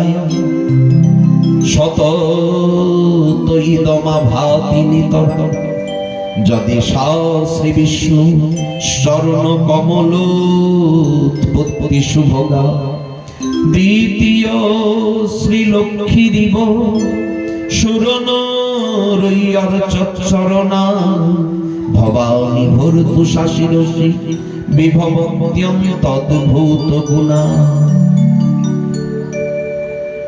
আপনি যে বললেন, মহত্তং গঙ্গায়া শতত ইদমা ভাতি নিতরা, গঙ্গার মহিমা, মহত্তং গঙ্গায় শতত ইদমা ভাতি নিতরাং, সারা জগৎকে পবিত্র করতে করতে উনি প্রবাহিত হয়ে চলেছে। আচ্ছা, এই পবিত্র করার গুণটা কি করে পেল? যদেশা শ্রী বিষ্ণু চরণ কমল উৎপত্তি শুভগা, কারণ এই গঙ্গা এত পতিত পাবনি, কারণ সেটি গোবিন্দ চরণ থেকে উদ্ভূত হয়েছে। তাই বললেন বিষ্ণু চরণ কমলোৎপত্তি শুভগা, দ্বিতীয় শ্রী লক্ষ্মী দিবস সুরনরই অর্চর, লক্ষ্মী আদি এই গঙ্গাকে বন্দনা করে, লক্ষ্মীর সমান। দ্বিতীয় শ্রী লক্ষ্মী, লক্ষ্মী যেমন পরম পূজনীয়, সবাই যেমন আদর করে ঘরে তাকে স্থাপনা করেন, মা থেকেও সবাই তো চায়। তেমনি গঙ্গাকেও সবাই কিন্তু পাত্রে ভরে নিয়ে এসে পরম যতনে শ্রদ্ধা ভক্তি সহকারে রাখে। তাহলে গঙ্গার মতোই, লক্ষ্মীর মতোই গঙ্গাকে শ্রদ্ধা করে। দ্বিতীয় শ্রী লক্ষ্মী বল সুরনরই অর্চন। সুর নর মানে দেবতা এবং এই জগতের যত নর সকলেই তাকে বন্দনা করে। অদ্ভুত গুণ, বিভবত্যন্ত অদ্ভুত গুণ। শুনে দিগ্বিজয় একটু পাক হয়ে গিয়েছে, চমকে গিয়েছে। কয় কি বেটা, আরে আমি তো ঝঞ্ঝাবাদ শ্লোক পাঠ করিল, মানে ঝড়ের গতিতে আমি তো শ্লোকগুলো এক এক পাঠ করে গিয়েছি। তার ভিতরে এক শ্লোক তুমি কইছে কণ্ঠে কইল, তার ভিতরে একটা শ্লোক তুমি কণ্ঠে ধরলে কি করি? নিমাই পণ্ডিত বলে, দেখুন সরস্বতীর বলে যেমন কেহ হয় কবিব, কেউ সরস্বতীর প্রতিভায় অনর্গল বলতে পারে। ইঙ্গিতে বলে দিলেন, আপনি কি আর বলছেন, কৃতিত্বটা আপনিই নিচ্ছেন, কিন্তু আপনি তো লোকের কাছে বলেন না যে সরস্বতীর কৃপায় আপনি বলছেন। ধরুন তৈছে সরস্বতীর বরে কেহ হয় শ্রুতিধর, আমি আর রাগ ডাক করছি না, সরস্বতীর কৃপা আছে, এই জন্য আমি আবার শুনলে মনে রাখতে পারি। শ্রুতিধর মানে শুনে মনে রাখে, শ্রুতিটাকে ধরে রাখে, শ্রুতিধর। দিগ্বিজয় পণ্ডিত মনে মনে ভাবলেন, মজা হবে, জমবে, খেলাটা জমবে। এতদিন বললাম বড় বড় পণ্ডিতের দেশে গেলাম, কই দ্বন্দ্ব করবে এমন সমকক্ষ কোনো পণ্ডিতই খুঁজে পেলাম না। আজকে খেলাটা জমবে। আসল জমবে কেন? এক অল্প বয়সের বালকের যদি এতটা প্রতিভা হয়, তাহলে নিমাই পণ্ডিতের কত প্রতিভা। তর্ক করে মজা পাবো। এখনো জানেন না যার খোঁজ উনি এত দূর থেকে করে করে আসছেন নীতি। তখন ব্রাহ্মণ আনন্দিত হয়ে আর ওই শ্লোকের ব্যাখ্যা করলেন। মহাপ্রভু শুনে খুব আনন্দিত হলেন, ব্যাখ্যা শুনে বললেন, তাহলে একটু শ্লোকের দোষগুণ যদি বিচার করে দিতে। ব্যাখ্যা শুনে প্রভু খুব আনন্দ পেলেন, আর শুনে শেষে প্রভু বললেন, তাহলে এই শ্লোকের কিবা দোষগুণ। শ্লোক ব্যাখ্যা কইল, কইল বিপ্র পাইয়া সন্তোষ, প্রভু কহে শ্লোকের কিবা আছে গুণ দোষ। তাহলে দোষগুলো একটু বলুন। দিগ্বিজয়ী পণ্ডিত বলে, মুখ সামলে কথা বলো। তার সাথে কথা বলছো জানো? আমি সারা ভারতবর্ষ বিজয় করে আসা দিগ্বিজয়ী পণ্ডিত, আমার সঙ্গে কথা বললে একটু ভেবে চিন্তে বলবে না, যা খুশি তাই বলবে, মুখে আসলে বললে হলো। প্রভু বলে, কেন কিছু কি অপরাধ? অপরাধ মানে আমার শ্লোকে কিবা আছে দোষগুণ, এই দোষ শব্দটা উল্লেখ করে লেখা।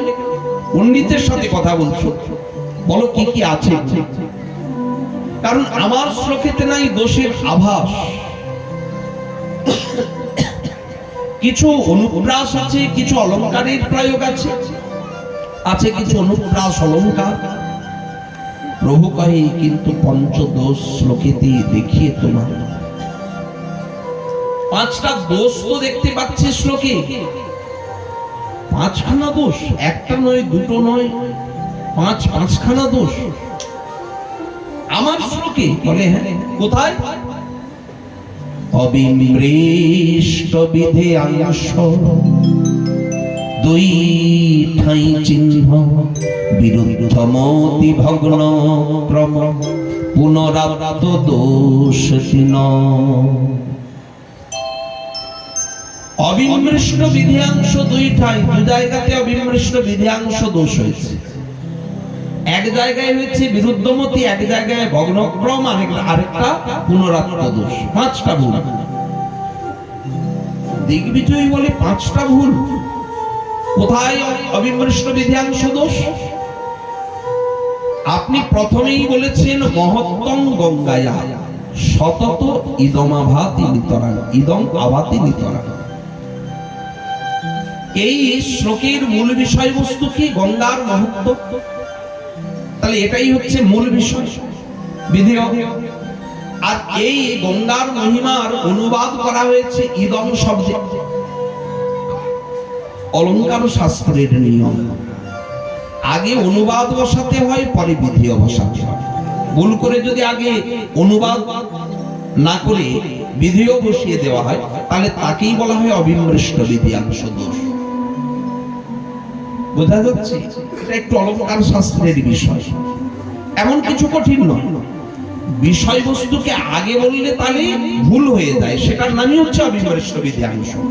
অনুবাদটা আগে বসবে, পরে বসবে বিধিও।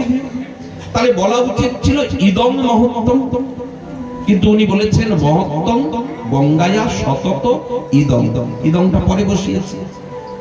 তার মানে কি এটা অবিমৃষ্ট বিধিয়াংশ দোষ হয়েছে। পণ্ডিত বলে ঠিকই তো, ভুলই তো বলেছে। ঠিক নয়, ভুলই বলেছে।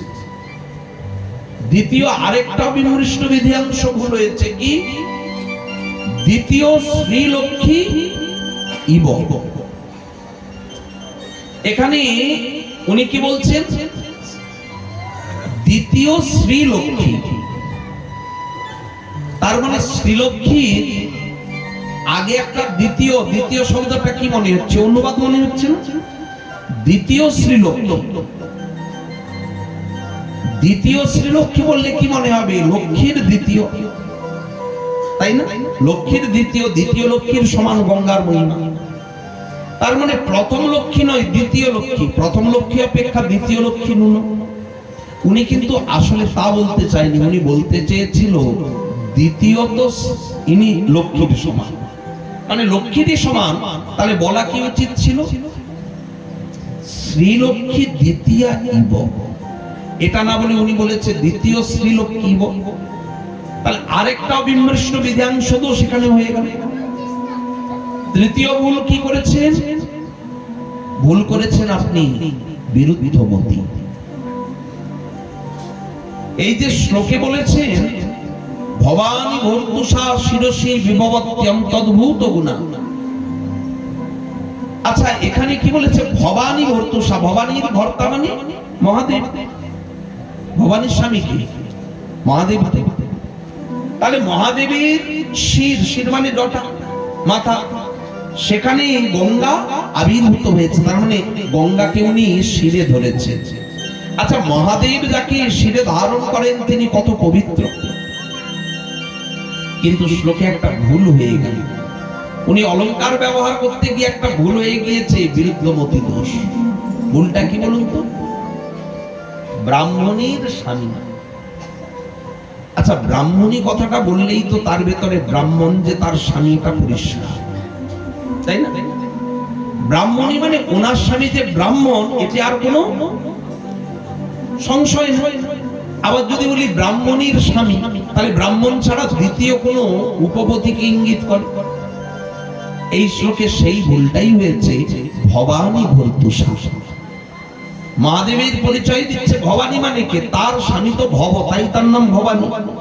ভবের গৃহিণী বলে ভবানী, তার আবার ভর্তা, ভর্তা মানে স্বামী। তার মানে মহাদেব ছাড়া দ্বিতীয় কোনো উপপত্তির ইঙ্গিত হয়ে যাচ্ছে। এটাকে শাস্ত্র দৃষ্টিতে, অলঙ্কার শাস্ত্রে বলা হয় বিরুদ্ধমতি দোষ। উনি ভাবছেন ঠিকই তো। আর কি হয়েছে, ক্রমভঙ্গ হয়েছে, ভগ্নক্রম। আপনি চারটে পংক্তি মানে চারটে লাইন আপনি বলেছেন, এক একটা পংক্তিতে অপূর্ব অলঙ্কার ব্যবহার করেছেন, অনুপ্রাস অলঙ্কার। অনুপ্রাস অলঙ্কার মানে একই অক্ষরকে বারবার একটা লাইনের মধ্যে ব্যবহার করা। যেমন আমরা রূপ গোস্বামী পাদের একটা শ্লোক পাই, তুণ্ডে তাণ্ডবিনী রতিং বিতনুতে তুণ্ডাবলী লব্ধই। দেখুন তটা কেমন ভাবে ব্যবহার করেছে, তুণ্ডে তাণ্ডবিনী রতিং বিতনুতে তুণ্ডাবলী লব্ধই। আবার দ্বিতীয় লাইনে দেখুন, ক কর্ণক্রোড় কড়ম্বিনী ঘটয়তে কর্ণার উদিভ্য স্পৃহাম। কর্ণক্রোড় কড়ম্বিনী ঘটয়তে, দেখুন ক বারবার আসছে, একে বলা হয় অনুপ্রাস। একটা অক্ষরকে বারবার ব্যবহার করাটা একটা অলঙ্কার, অনুপ্রাস অলঙ্কার। তো এই চারটে লাইনের মধ্যে উনি তিনটে লাইনে অপূর্ব অনুপ্রাস ব্যবহার করেছেন। ম অক্ষরটা দেখুন, মহত্তম গঙ্গায়া সতত ইদমা ভাতি নিতরাগরা। কি বলছেন? মহত্তম গঙ্গায়া এই তক্ষরের অনুপ্রাস। মহত্তম গঙ্গায়া সতত ইদমা ভাতি নিতরা, বারবার তক্ষরটা আসছে। আবার বলছেন দ্বিতীয় শ্রী লক্ষ্মীরিব সুরনরই অর্চচরণ। দেখুন র অক্ষরটা বারবার ব্যবহার হচ্ছে না লাইনে।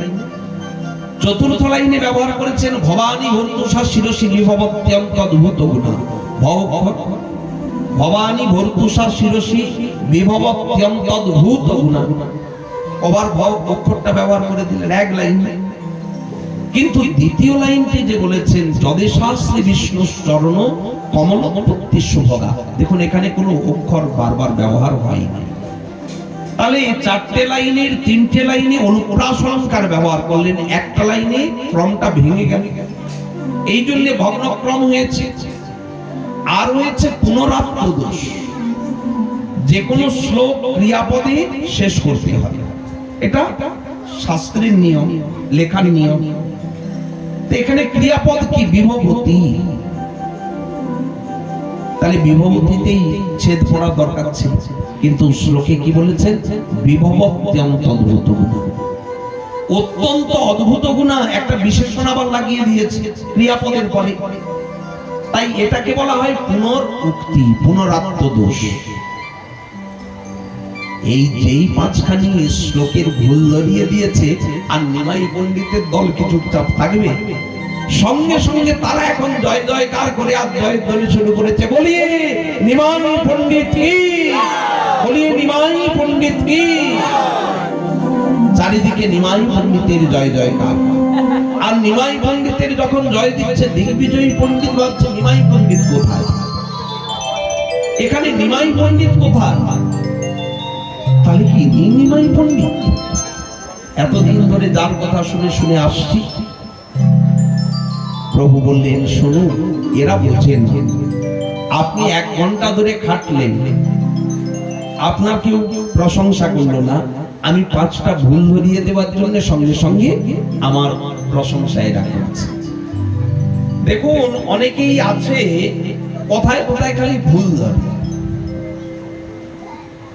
এক শাশুড়ি ছিল, শাশুড়ি আজকে বলে এটা ব্যঞ্জন হয়েছে, তরকারিটা হয়েছে, এখন নুনটা ঠিক মতো মাপ করে দেয়নি। কোন দিন বলি আরে বাবা এমন নুন দিয়েছে, তেতো করে দিয়েছে। কোন দিন বলি আচ্ছা বৌমা কতদিন ধরে তুমি রান্না করছো, মায়ের কাছে কিছু শিখে আসোনি? এটা কাঁচা ফোড়নি ব্যঞ্জনটা করে দিয়েছো, ফোড়নটা হয়েছে দেওয়া। মানে রোজকার একটা না একটা ভুল ধরবেই ধরবে। একদিন এমন রান্না করেছে বৌমা, সবাই চেটে পুটে খাচ্ছে, শাশুড়িও চেয়ে খেয়ে ফেলেছে। ভালো লেগেছে, কি করবে, আর ভুল খুঁজে পাচ্ছে না। শেষে ওদিন তো আর কিছু বলেনি, পাশ থেকে শ্বশুর মশাই জিজ্ঞেস করছে এগো আজকে ব্যঞ্জনটা কেমন হয়েছে? মানে রোজই তো বৌমার ভুল ধরে, আজকে তো কোনো ভুল ধরলো না। বলে আরেকটু লবণ দিয়ে দিলে তরকারিটা খারাপ হয়ে যেত। বুঝতে পারলেন কিছু? বললো না যে তরকারিটা ভালো হয়েছে, এটা বললো না, বল আরেকটু যদি লবণ দিয়ে দিত তরকারিটা খারাপ হয়ে যেত। তো দেখুন তরকারি রান্না করতে গেলে শাশুড়ি মা নিজেও কিন্তু এদিক ওদিক হয়। আরে বাবা সব দিন কি মাপটা সমান হয়? সবকিছু একেবারে মাপে মাপে পরিমাপে। তাহলে ভুল ধরা নয়, অপরকে বরং ভালো বললে তবে তো সে একটা সান্ত্বনা পায় না, জোশ পেলাম কালকেও তালি করব, চেষ্টা বাড়ে না। তো তাই নিমাই পণ্ডিত বলছে দেখুন আমি 5টা ভুল ধরিয়ে দিয়েছি, সবাই আমার জয় জয়কার করছে। আচ্ছা আমাকে যদি 1 ঘন্টা গঙ্গা নতুন নতুন শ্লোক বলতে বলে আমি পারবো? ওরা জানে না, বোঝে না। এই চুপ করো, পণ্ডিতজি কত বড় তোমরা কেউ বুঝবে না। শুনুন আপনার সঙ্গে কথা বলে খুব সুখ পেয়েছি, তবে দেখুন এই 1 ঘন্টা 1/2 ঘন্টায় কি আর মন শান্তি পায়? আপনাকে যখন পেয়েছি ছাড়বো না, কালকে কিন্তু এই শাস্ত্রের চর্চা করব। এ তর্ক নয়, আমরা জানা যেগুলো অজানা আছে জেনে নেব। আপনাকে যখন পেয়েছি ছাড়ছি, যান আজকে গিয়ে একটু বিশ্রাম করুন, সারা রাস্তা ক্লান্তি করে এসেছে। দিগ্বিজয়ী যাচ্ছে তো ঠিকই, মহাপ্রভু সান্ত্বনাও দিলেন, কিন্তু মনটা কি ভরবে? সারা ভারত বিজয় করে যিনি এলেন, তিনি এসে নবদ্বীপে তাও অল্প বয়সে বালক তুল্য। মহাপ্রভুর বয়স তখন কত? 15-16। তাহলে সেই 16 বর্ষের এক যুবকের কাছে তিনি হেরে গেলেন, এটা মেনে নিতে পারছেন না। ঘরে গিয়ে আর শান্তি নাই, ঘুমোতে পারছেন না। সারা রাত্রি তিনি কি করলেন না, ওই সরস্বতীকে আরাধনা করেছেন। মা দেখা দাও, আমি হেরে গেলাম কেন, এর উত্তর দিতে হবে। তো সারা রাত্রি তখন কি করলেন, সেই দিগ্বিজয়ী পণ্ডিত সরস্বতীর আরাধনা করলেন। জানি সরস্বতী মরি করিয়াছেন কো, পড়ুয়া বালক মোর বুদ্ধি কইল লো। এই পড়ুয়া বালক আমার বুদ্ধিটাকে লোপ করে দিয়েছে, আর সরস্বতীও আমার উপরে একটু বোধহয় রুষ্ট হয়েছে। মা, তুমি কেন রাগ করেছো? আমার জিহ্বায় কেন ভুল উচ্চারণ করিয়েছ? দেখা দাও। ভোরের বেলা সরস্বতীর যখন খুব আরাধনা করছে, সরস্বতী মা এসে সম্মুখে আবির্ভূত হলেন। সঙ্গে সঙ্গে দিগ্বিজয়ী পণ্ডিত বললেন, আচ্ছা শিশুদারি কইলে মরে এত অপমান, এক শিশুর কাছে আমাকে অপমান করলে কেন? দেবী বলে, তাহলে এখনো তোমার জ্ঞানোদয় হয়নি, এখনো তুমি বলছো বালক। তো বালক নয় কি, বয়স কত? আরে কারে তুমি করো বালক জ্ঞান, সে বালক নহে সর্বজ্ঞ ভগবান, উনি বালক নাকি? তোর তো কোনো লজ্জা নাই, কাণ্ড জ্ঞান কিচ্ছু নেই। ফলত তুই স্বয়ং ভগবানের কাছে গিয়েছিস তর্ক করতে, লজ্জায় তো আমি মরে যাই। আচ্ছা, আমি বুদ্ধিটা কোথায় পেয়েছি? আমি যে বিদ্যার অধিষ্ঠাত্রী দেবী, কার কৃপায় হয়েছে? এই ঠাকুরজির কৃপায়, স্বয়ং ভগবানের কৃপায়। আজকে তার কাছে তুমি গিয়েছো যুদ্ধ করতে। আচ্ছা, আমার লজ্জা করে, আমি কি করব? তোমার জিহ্বা থেকে আমি সরে গিয়েছি। বকবক করতে কি করেছো? বকবক মানে বুঝেন কি বলতে কি বলেছে, ওদিকে আর হুঁশ নাই। মা, তোমার প্রভু, এতদিন জানতাম তুমি সর্বেশ্বরী। সমস্যাটা এখানে, যে কোনো দেব দেবতার যদি পূজা আরাধনা যদি দেখেন, তাহলে যেই দেবতার যেই দেবীর পূজা হচ্ছে, সেই দেবতা সেই দেবীর মহিমাটা একেবারে সর্বোচ্চ করে গাওয়া। দুর্গার যখন মন্ত্র শুনবেন, যেন মনে হবে দুর্গাই সর্বকিছুর কারণ। যখন কালীর মন্ত্র শুনবেন, মনে হবে কালী সর্বে সর্ব। আসলে এই মন্ত্রে তাদের মহিমা বলেছে, কিন্তু কোথাও বলেনি যে কৃষ্ণের থেকেও নির্বল।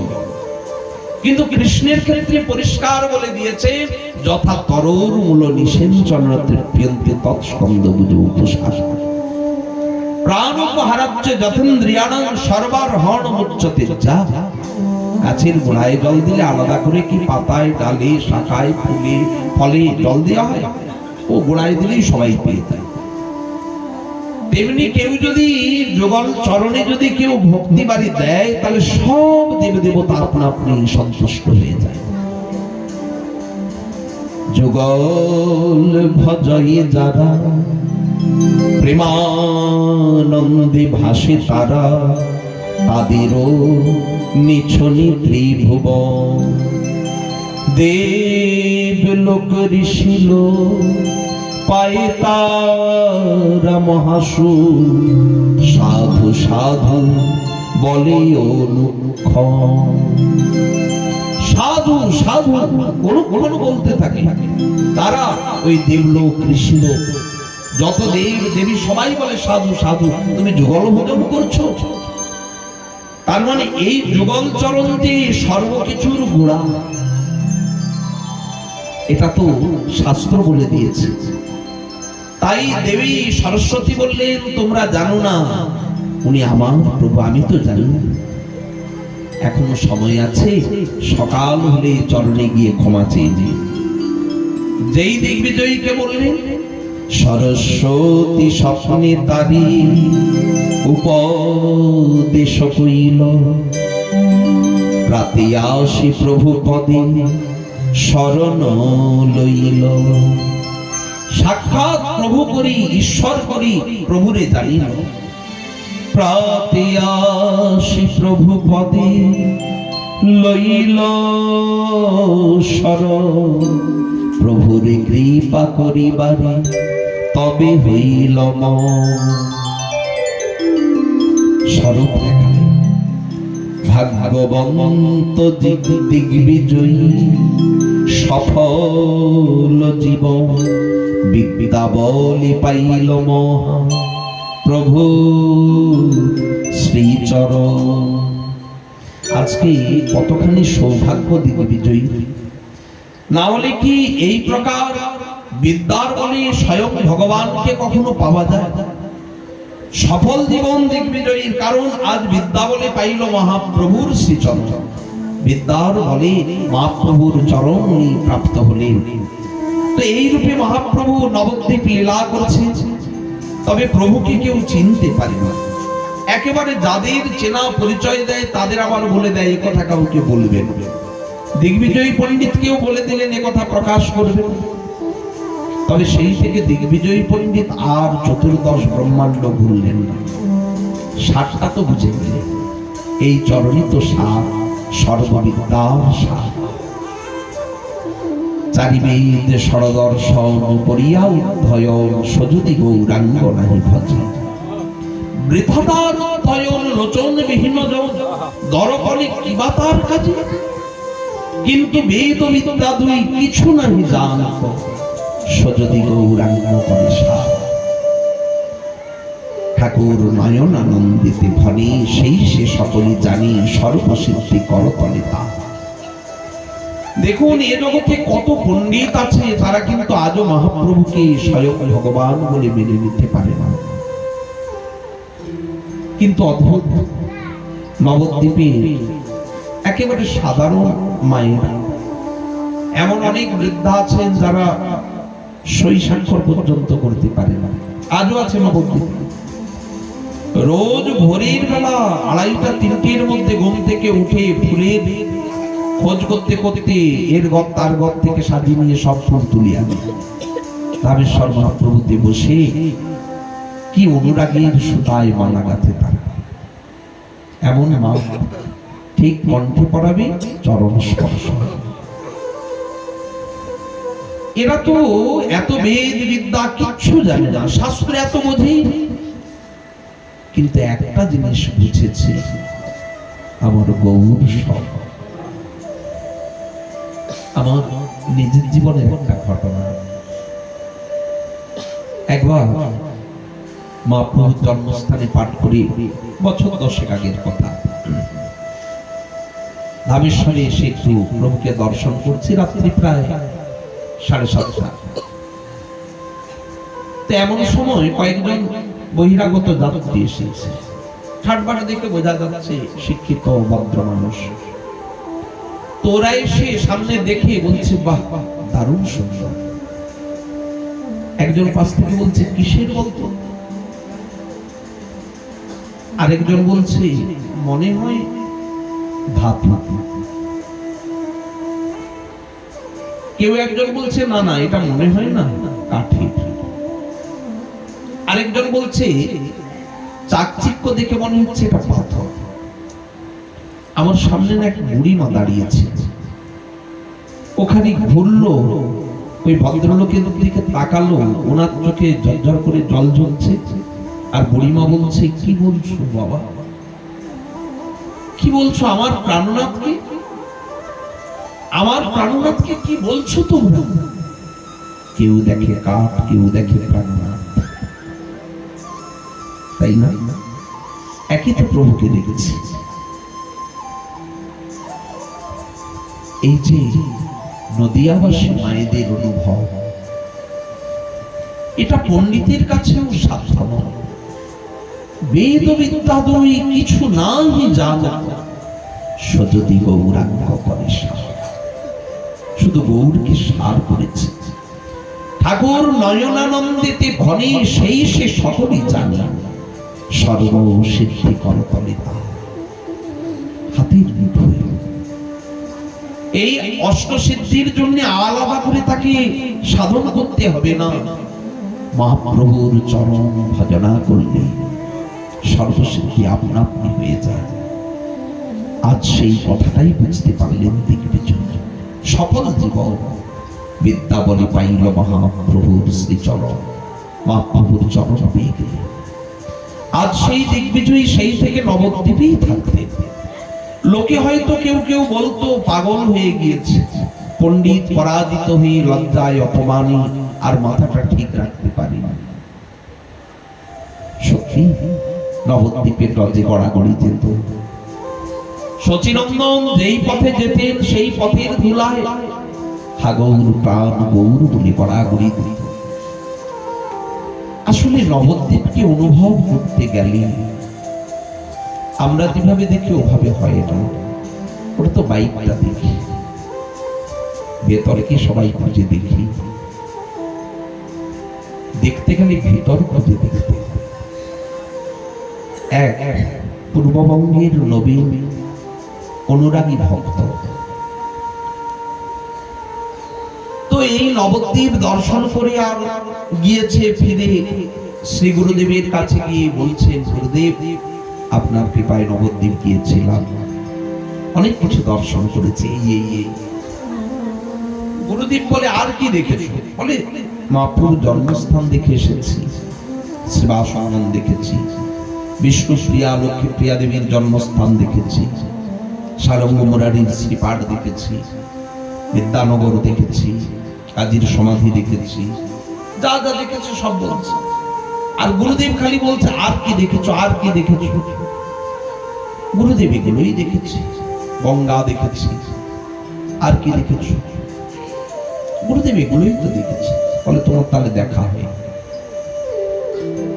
কেন গুরুদেব? তুমি কোন জায়গায় গিয়ে মাটি খুঁড়ে কিছু দেখো না? না, মাটি খুঁড়ে কি দেখবে? মাটি খুঁড়ে দেখলে তো দেখতে পাবে জলের স্রোত বইছে। গুরুদেব বুঝলাম না তো, মাটি খুললে জলের স্রোত বইবে? বলে হ্যাঁ, যারা নবদ্বীপে গিয়েছে, যত সিদ্ধ বাবা, যত ভজনানন্দী, যত অনুরাগী জন, তারা সব চোখের জলে ভেসেছে, হাগর দেখা দাও। তাদের সেই চোখের জলের স্রোত আজও মাটির নিচ দিয়ে বইছে, একটু খুললেই বেরিয়ে বেরিয়ে। যাও মাটি খুঁড়ে দেখে আসো। সাধক ভাবলো গুরুদেব বলছেন তাহলে তো দর্শন হয়নি, আরেকবার যাই। আবার এসেছে নবদ্বীপে, এসে সচিমায়ের শ্রী অঙ্গনে দাঁড়িয়ে মাটি গিয়ে খুঁড়ছে। অনেকটা মাটি খোঁড়ার পরে আর দেখতে পাই না কিছু, জল তো আর কোথায়। কাঁদছে গুরুদেব, সবাই দেখে আমি কেন দেখতে পাচ্ছি না? আমি তো দেখতে পাচ্ছি না জল। কাঁদতে কাঁদতে নিজের চোখের জলে গর্তটা ভরে গেল, কিন্তু জলের স্রোত দেখতে আর পাই না। ফিরে এসেছে গুরুদেবের কাছে, কাঁদতে কাঁদতে বলছে, গুরুদেব আমার নবদ্বীপ দর্শন এবারেও হলো। কেন? তোকে যে বলেছিলাম মাটি খুঁড়িস, খুঁড়েছি, জলের স্রোত দেখতে পাসনি না গুরুদেব। কত কাঁদলাম, আমার চোখের জলে গর্ত ভরে গেল, কিন্তু জলের স্রোত তো দেখতে পেলাম না। গুরুদেব বলে এবার দর্শন হয়েছে, এবার দর্শন হয়েছে। তার মানে ধামকে দর্শন করতে গেলে অভিমান নিয়ে আমি দর্শন করে এসেছি ভাব থাকলে হয়।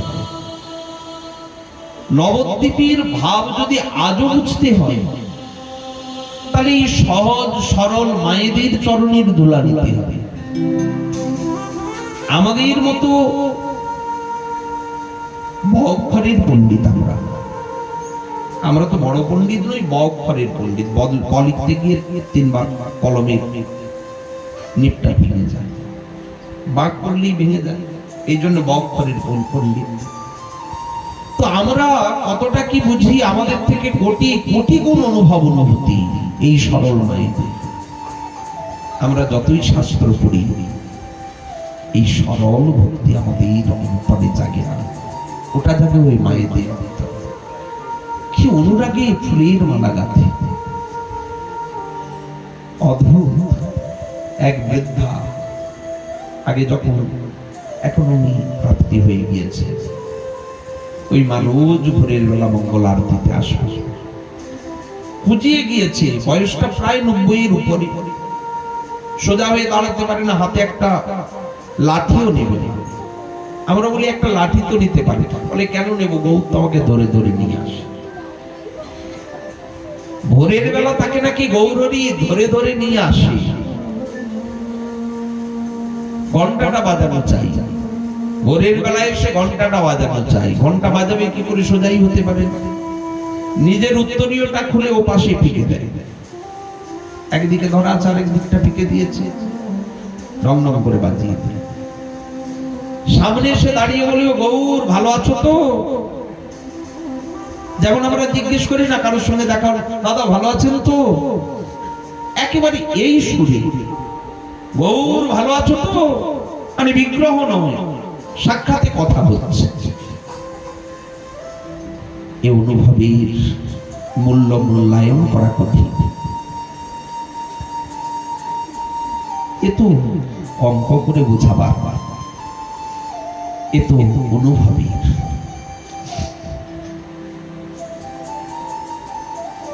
তাই সেই দিগ্বিজয়ী পণ্ডিতের সফল জীবন বিদ্যা বলে পাইল মহাপ্রভুর শ্রীচরণ।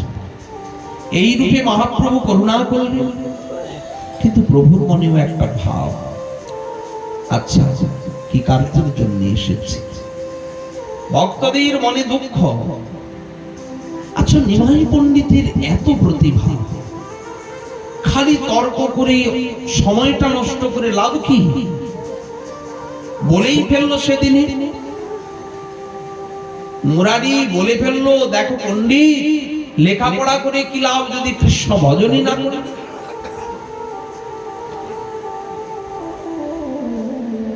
উত্তর কি দেবে? মহাপ্রভু আবার উত্তর দিল কি, ডানপিটা তো কাউকে মানে না। তাকে যে এত বড় কথাটা বললো যে পণ্ডিত হয়ে লাভ কি যদি কৃষ্ণ না বোঝে? তাই বলে একদিন এমন বৈষ্ণব হব